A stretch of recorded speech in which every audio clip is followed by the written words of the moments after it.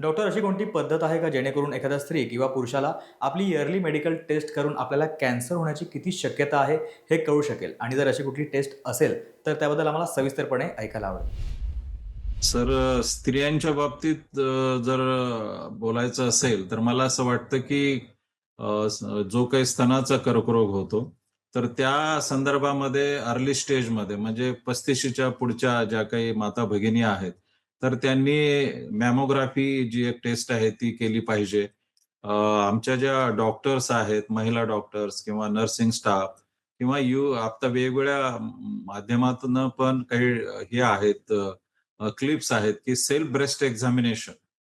तर त्यामध्ये स्वतःच स्त्रीनं जर महिन्यातून एकदा स्नानानंतर जर आरशासमोर उभं राहून आपलं स्तन जर असं हाताने चाचपून पाहिलं, त्याची एक पद्धत आहे.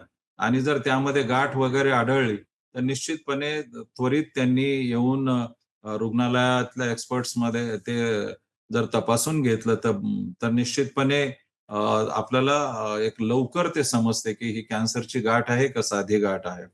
तसंच गर्भाशयाच्या पिशवीचा जो कॅन्सर आहे, तर त्यामध्ये एक टेस्ट आहे. तर ती आहे म्हणजे पॅप स्मेअर टेस्ट किंवा आता एक व्हिज्युअल एसिटिक ॲसिड टेस्ट आहे. तर याच्यामध्ये कोणते इंटरव्हेन्शन काही लागत नाही. पण ही अतिशय साधी टेस्ट आहे आणि यामध्ये सुद्धा कळतं, की आपल्याला कॅन्सर होऊ शकतो किंवा काय आहे आपलं आरोग्य. त्याच्यानंतर आता एक व्हॅक्सिन सुद्धा आलेलं आहे गर्भाशयाच्या कॅन्सरवर. तर ते सुद्धा आता व्हॅक्सिन आपण उपलब्ध आहे ते सुद्धा घेऊ शकतो. आणि पुरुषाच्या बाबतीत जर आपल्याला बोलायचं झालं तर व्यसनांपासून दूर राहणे आणि समजा काही पॅचेस असतील तोंडामध्ये काही आपलं लिजन्स आढळून आले समजा. लिजन्स म्हणजे व्रण आपण असं म्हणू शकतो. तर ते आपण तपासून घेऊ शकतो.